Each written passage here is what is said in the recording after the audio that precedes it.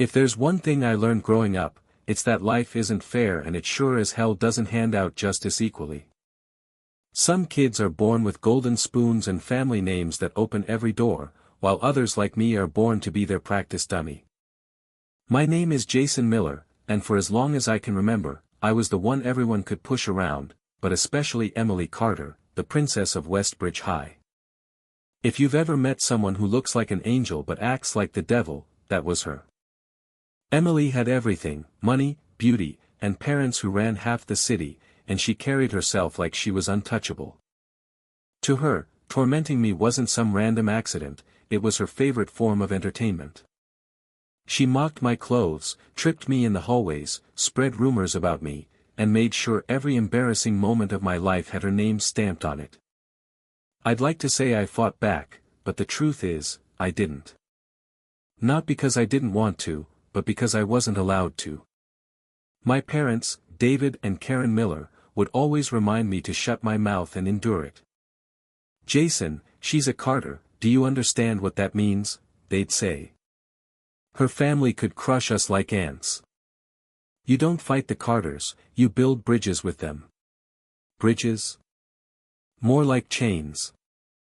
I hated every second of it, hated the way my fists shook when she laughed in my face, hated the way I had to swallow it all and pretend like I didn't care. But I did care. I cared so much it burned, and that mix of hatred and fear crawled under my skin and lived there for years. That was my childhood, a nobody, and Emily Carter, the queen of making my life miserable. When we graduated, I thought maybe I'd finally escaped her. She went off to study overseas, and I stayed in New York, struggling through life, trying to convince myself she was gone for good. But even without her, I wasn't free. My grandfather Henry Miller left behind a trust fund, the kind of money that could have changed everything for me, but there was a catch: I couldn't access a single cent of it until I got married. My parents loved that condition because it meant they could control me a little longer. And surprise, surprise, they already had someone lined up: Olivia Reed, the perfect fiancée on paper. She had the looks, the charm, the smile that could melt anyone's heart, but don't be fooled. Behind that sweet exterior, she had her own secrets. I didn't know all of them back then, but I knew enough to realize she wasn't marrying me because she loved me. She was marrying me because I was her ticket into my grandfather's money and my family's name. And me? I went along with it because I was tired of being broke, tired of being powerless, tired of being the guy everyone looked down on. If marrying Olivia was the price of freedom, I was ready to pay it. But fate's a cruel bastard, and just when I thought I had everything under control, Emily Carter came back. The night before my engagement party with Olivia, I saw her again for the first time in years, and it was like the ground opened up beneath me. She hadn't changed, not one bit. Sure, she looked even more beautiful than before, with that sharp confidence in her eyes, but underneath all that, she was still the same Emily, the girl who knew how to twist me around her finger whether I wanted her to or not. She didn't waste any time either. "Jason," she said, smirking like the devil she was, "long time no see. Let's go for a ride. That was Emily for you." She didn't ask, she ordered. I tried to tell her no, I really did. I had every reason to walk away. I was about to be engaged, I had my whole future lined up, and I didn't need her dragging me back into her games. But the thing about Emily is, she never accepted no. She looked at me like she already owned me, like I was still the pathetic kid she used to bully, and deep down, I guess I still believed it too. So against all logic, against all the screaming alarms in my head, I got into her car that night. I didn't know it then, but that single decision was going to change everything. It wasn't just a ride. It was the beginning of a nightmare, a chain reaction that would blow up everything I thought I knew about my life. Looking back now, I should have run. I should have told her to go to hell and never looked back. But that's not how my story went. My story really started that night, when Emily Carter came back into my life like a storm I couldn't stop, and for the first time since we were kids, I realized I'd never really escaped her at all. The moment I slid into Emily Carter's car that night, I knew I had made a mistake, but the thing about mistakes is that sometimes you only realize how bad they are when it's already too late. Her car wasn't just any car, it was a brand new black Porsche, sleek and dangerous, like it belonged in a movie where people either come out heroes or end up in flames. Emily sat behind the wheel like she was born there, one hand casually gripping the leather steering wheel, the other twirling her hair like this was just another game to her. She glanced at me with that same smirk she'd been wearing since we were kids, the kind that said she knew she had me exactly where she wanted me. "Relax, Jason," she said, her voice smooth but mocking, "it's just a drive." Just a drive, my ass. I'd seen enough of Emily to know that nothing she did was ever simple. When Emily Carter said, "just a drive," it meant chaos, and deep down, I felt it in my bones. But the weird part? I stayed. I could have opened the door, walked away, gone home, and pretended none of this ever happened. Instead, I let her pull me back into her storm, the same storm I'd spent years trying to outrun. She sped through the streets of New York like the city belonged to her. Red lights were suggestions, speed limits didn't exist, and every time the tires screeched against the pavement, I swear my heart nearly stopped. "You're insane," I muttered, gripping the seatbelt like it was my lifeline. She just laughed, that high, clear laugh that used to haunt me when we were kids. "Insane? Maybe. But don't tell me you're not enjoying this," she shot back, eyes flashing with the thrill of danger. And here's the messed up part: one was. A small, pathetic part of me was alive in that chaos, the kind of alive I hadn't felt in years, like I'd been suffocating under expectations and suddenly remembered what adrenaline felt like. That's what made Emily terrifying. She dragged you into her world of recklessness, and before you knew it, you were addicted, even if you hated her for it. We ended up on the edge of the city, heading toward the highways where street racers tested their luck. Of course Emily knew the scene. Of course she had friends in the underground world of fast cars and easy danger. She parked us right in the middle of it, engines roaring all around, neon lights flickering against the asphalt, and guys in leather jackets sizing her up like she was some kind of queen. And maybe she was, because the moment she stepped out, people moved for her like they already knew better than to get in her way. I followed, still unsure why the hell I was even there, and when one of the racers asked who I was, Emily didn't even hesitate. She hooked her arm through mine and said, "He's with me." Just like that. No explanation, no room for me to deny it. And everyone accepted it, like I was just another piece of her property. The race started with two cars flying off into the distance, engines howling, the crowd screaming, and Emily's eyes lighting up like a firework.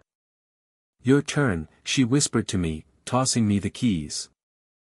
My heart nearly stopped. "Are you out of your damn mind? I'm not doing this." She tilted her head, that smirk never fading, and leaned closer. "Jason, you're boring as hell. Don't tell me you've lived your whole life without ever taking a risk. Get in the car." I shook my head, but the truth is, her voice had that pull, the kind that twisted into your chest and made resistance feel useless. Before I knew it, I was in the driver's seat, hands shaking on the wheel, Emily beside me like the devil on my shoulder. The crowd counted down, and the moment the signal hit, I slammed on the gas. The rush was instant. The world blurred, light streaking past as the engine roared louder than my own heartbeat. I wasn't built for this, I knew that, but Emily screamed in exhilaration, cheering me on like I was the star of her twisted show. Every sharp turn, every near miss, she laughed louder, while I felt like I was seconds away from dying. But somewhere between the panic and the speed, I caught myself grinning, just a little.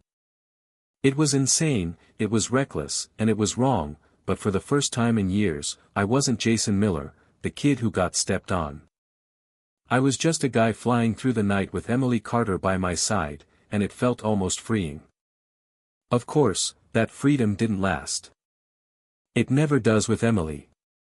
The race ended, but she wasn't done. She demanded another round, faster, riskier, and I was too far gone to say no. That's the thing about her, she pushed and pushed until you broke, and even then, she kept pushing. And as the speed climbed higher, as the road blurred into nothing but darkness and neon, I realized too late that we weren't just playing anymore. The car skidded, the tires lost grip, and the world spun out of control. For one brief, terrifying second, everything froze. Her laughter cut short, my hands locked on the wheel, the sound of metal screaming against asphalt, and then came the crash. The impact was violent, a blur of shattered glass, screeching steel, and burning rubber. My body slammed forward, pain shooting through me, and then everything went black. The last thing I remember was Emily's hand brushing against mine, and the twisted thought that somehow, even in that moment, she was still in control. When I opened my eyes again, everything was a blur of flashing lights, muffled sirens, and the sharp smell of gasoline and burnt rubber that clung to the back of my throat. My body felt like it had been ripped apart and glued back together wrong, but when I forced myself to move, I realized with shock that I was mostly intact, cuts, bruises, maybe a cracked rib, but alive. I turned my head, and that's when reality hit me like a sledgehammer. Emily was slumped against the passenger seat, blood running down the side of her face, her chest barely rising, her eyes closed. For a second, panic gripped me so hard I couldn't breathe. The girl who had tormented me my whole life, the one who had pulled me into this nightmare, the one I swore I hated, was broken and bleeding beside me, and all I could think was, she can't die. Not like this. Not here with me.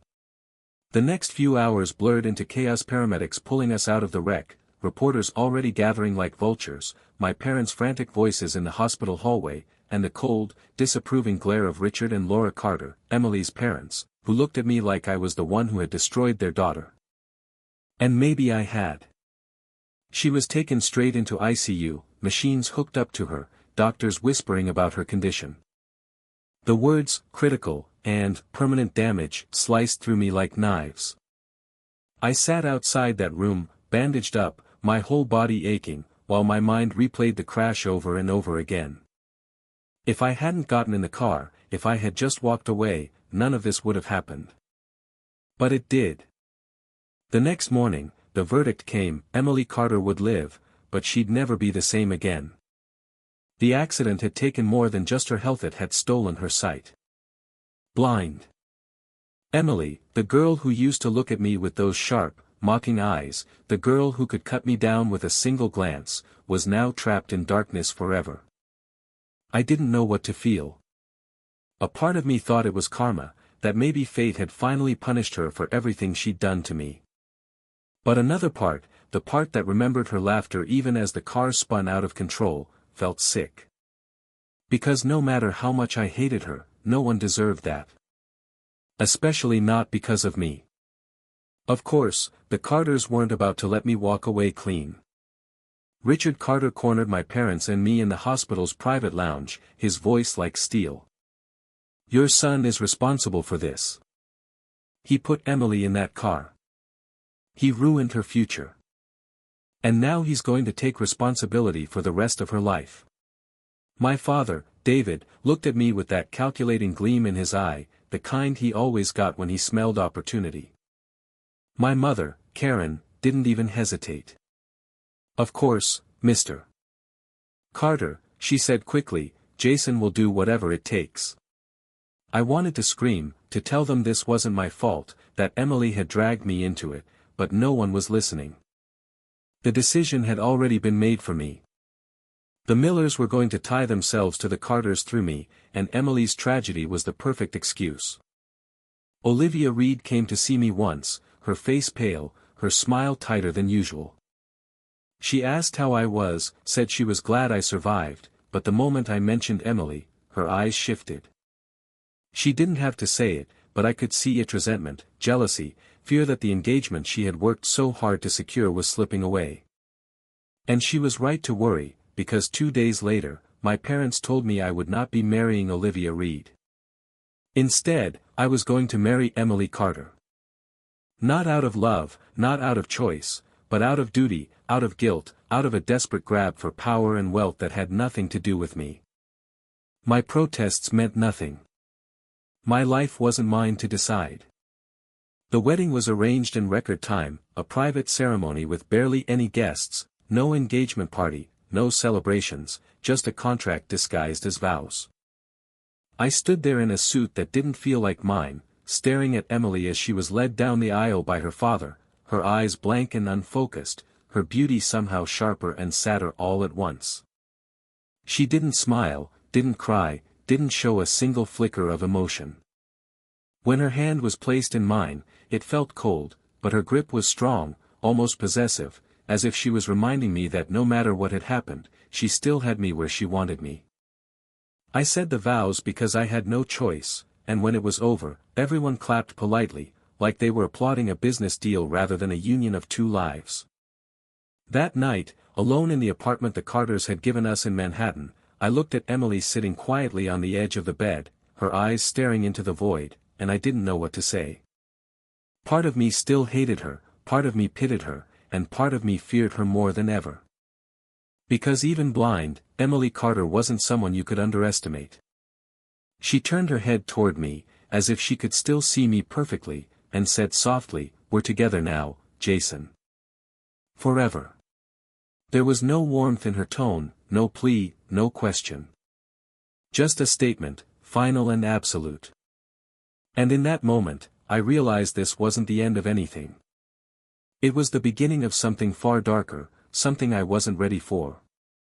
When I woke up in that pristine white hospital room, the first thing I noticed wasn't the dull pain running through my ribs or the bandages strapped around my shoulder. It was Emily Carter sitting right there beside me like some queen on her throne, legs crossed, her designer heels tapping against the floor like she owned not just the room, but me too, and before I could even open my mouth she smirked and said, "Guess what, Jason? You're not going anywhere anymore, because you're mine," and that's when I realized the accident hadn't just left me broken physically, it had tied me to her completely, since the hospital bills were already in the millions and of course it was her family footing them, meaning my so-called debt-free life had just been replaced by a new kind of prison with gold bars, so when she pulled out a marriage certificate and pressed a pen into my hand I almost laughed at how insane it was. But looking into her eyes, those eyes that burned with obsession instead of love, I knew there was no saying no, because Emily Carter was the kind of girl who didn't ask, she demanded, and if you tried to resist she'd crush you without a second thought, so I signed, my hand shaking not from the injuries but from the weight of knowing I just sold myself into a marriage I didn't want, and when she kissed me in front of the doctors, sealing the deal with her lipstick marking me like blood on a contract, the staff clapped awkwardly like this was some romantic scene instead of a twisted binding, and I wanted to scream but the words never came out, because deep down I understood that fighting her would be like spitting at a hurricane.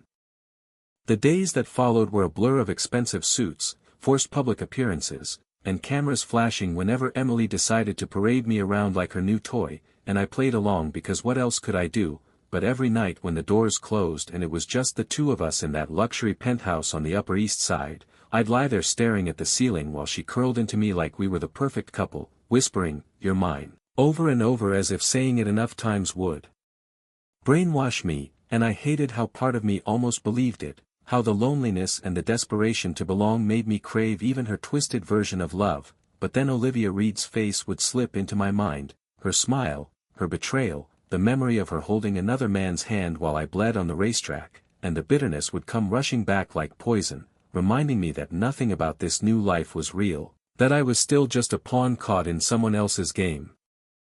Emily, of course, didn't let me out of her sight. She controlled my phone, my schedule, even the people I was allowed to talk to, and when Olivia showed up at one of our public events acting like she wanted to explain herself, Emily's grip on my arm was so tight it left bruises, her smile so sweet to the cameras but her voice in my ear a cold threat, "If she comes near you again, I'll ruin her." And the scariest part was that I didn't doubt her for a second, because Emily had the money, the power, and the ruthlessness to erase anyone who crossed her.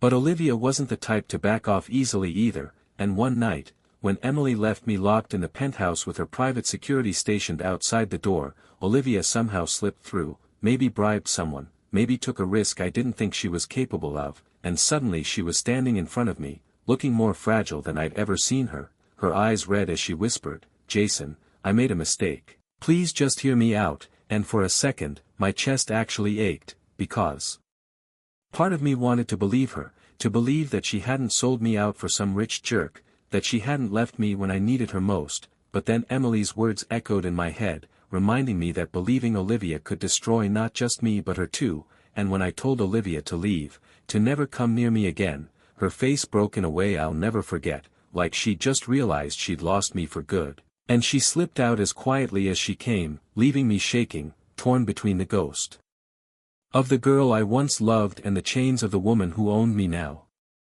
That night Emily came home earlier than usual, her eyes sharp like she could smell Olivia's perfume lingering in the air, and even though I said nothing happened, she still climbed on top of me, pinning me down with her weight, her voice dripping with that dangerous sweetness as she whispered, "You're mine, Jason, don't you dare forget it," and I didn't fight her, because honestly, I was too tired to, too broken to, too afraid of what would happen if I did, but deep inside me a spark of anger started to burn, because I realized that if I didn't find a way out soon, I'd lose not just my freedom but my entire self, and that was something I couldn't let happen, no matter how impossible it seemed.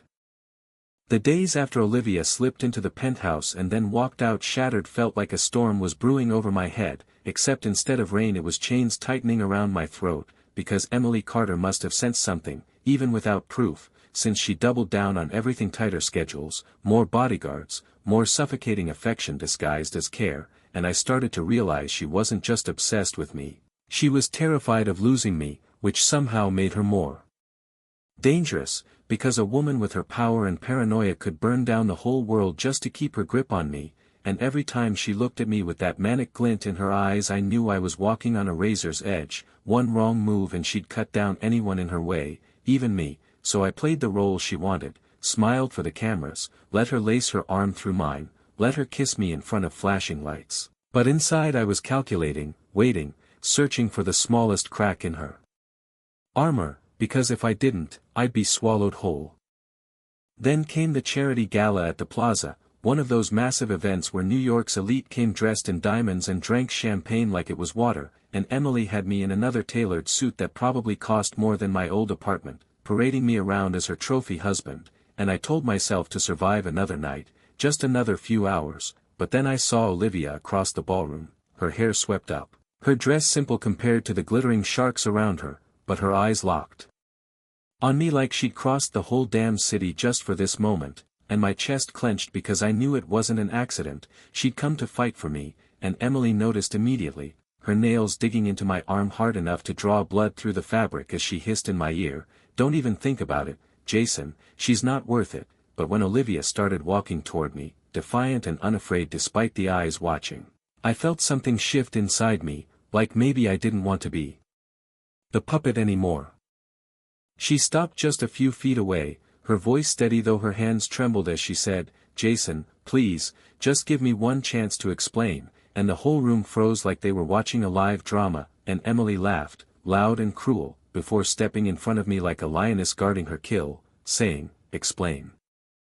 Sweetheart, you had your chance and you blew it, he's mine now, and unlike you, I don't lose what belongs to me," but Olivia didn't back down, her voice sharper now, cutting through Emily's arrogance. "You don't own him, Emily, he's not your toy, he's a man, and if you truly loved him you wouldn't have to keep him like a prisoner," and for the first time in forever, someone said out loud what I'd been screaming inside, and my heart pounded because even though Olivia had betrayed me, even though I didn't know if I could ever forgive her, she was still the only one brave enough to challenge Emily to her face.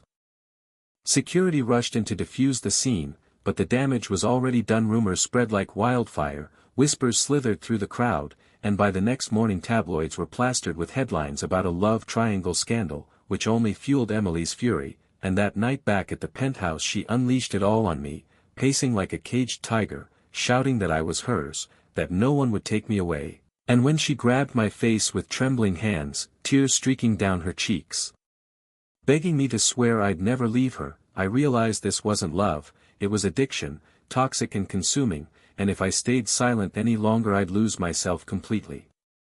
So I told her no. Just one word, but it hit like a bomb.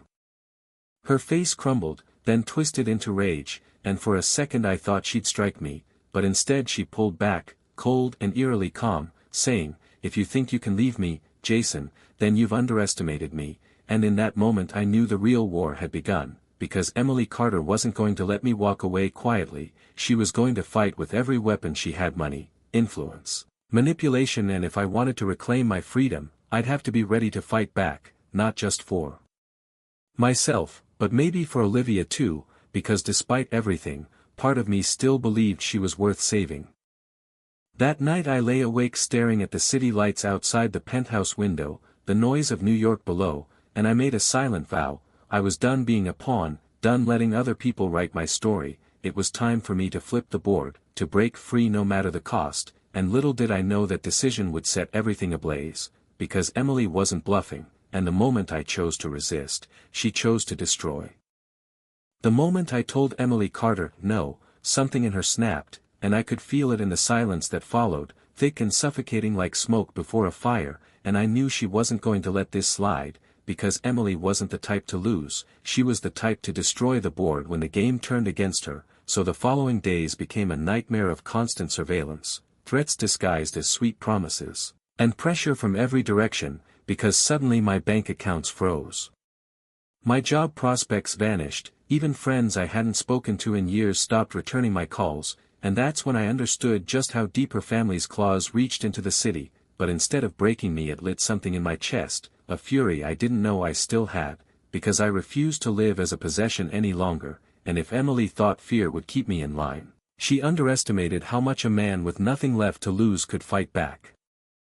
Olivia reappeared in my life like a ghost I couldn't banish, slipping me notes through people I barely trusted, risking everything just to warn me that Emily's family was planning something bigger, something permanent if I kept resisting, and for once I believed her, because I could see the desperation in her eyes, the guilt weighing on her shoulders as she told me the truth I'd been too blind to see before: that she hadn't betrayed me by choice, that she'd been cornered, threatened, manipulated into stepping away back then. And maybe part of me hated myself for wanting to believe her, but when you've been drowning long enough, even a hand that once let you go looks like salvation, and I grabbed onto it, because deep down I still wanted to believe someone out there cared about me for real. Together we started planning, quietly, carefully, knowing Emily had eyes everywhere, and for the first time in months I felt alive, like maybe freedom wasn't just a dream. But Emily wasn't stupid. She saw the cracks forming and struck first, staging a grand party in the Carter mansion, inviting every big name in New York, and then putting me on display in front of them all, announcing to the world that I was her husband, her property, her forever, and the way she looked at me as she said it sent a chill down my spine, because I realized she wasn't making a declaration of love. She was drawing a line in the sand: defy her publicly and I'd be erased, bend to her will and I'd lose myself forever. Olivia was there too, blending into the crowd, her eyes locked on mine, silently urging me to fight, and something in me finally snapped, because I was done being silent. So when Emily raised her glass and kissed me in front of the cameras, I pulled back, grabbed the microphone, and told everyone the truth: that I wasn't her trophy, I wasn't her puppet, and I wasn't going to live like a prisoner anymore. That the Jason Miller they thought they knew had died on that racetrack, but the man standing here now wasn't afraid of her or her family, and the room went dead quiet, jaws dropping, phones raised to capture every second, because no one had ever humiliated Emily Carter in public before. Her face twisted from shock to pure rage, and she whispered through gritted teeth, "You'll regret this," before storming off. But the damage was done, the cracks were wide open, and for once, I wasn't the one drowning in fear. She was, because the world had seen behind the mask she wore so perfectly. Of course, Emily didn't go down without a fight. She unleashed her family's lawyers, her media connections, tried to bury me under scandals and smear campaigns, but instead of breaking, I leaned into the storm, with Olivia by my side this time, proving with actions that she wasn't walking away again, and little by little the tide turned, because the truth has a way of cutting through even the thickest lies when enough people see it. The final confrontation came not in some grand ballroom but in Emily's penthouse, the place where it had all started, where she tried one last time to pull me back in, standing there in tears, saying she'd give up everything, the money, the control, the endless games, if only I stayed, and for a split second I saw the girl she might have been before obsession twisted her, lonely and afraid of being unloved. But it wasn't enough. Because I couldn't sacrifice myself to save her, so I told her goodbye, firm and final, and walked out that door, my chest heavy but my step steady, because for the first time I was choosing myself. Olivia was waiting outside, her hand reaching for mine, and this time I didn't pull away, because maybe forgiveness would take time, maybe trust would have to be rebuilt from ashes, but at least I wasn't alone anymore, and as we walked into the chaos of the city, cameras flashing, rumors swirling, and Emily's shadow still looming behind us, I felt something I hadn't in years: freedom, fragile but real, and I swore I'd never let anyone cage me again, because this was my story now, and no one else's.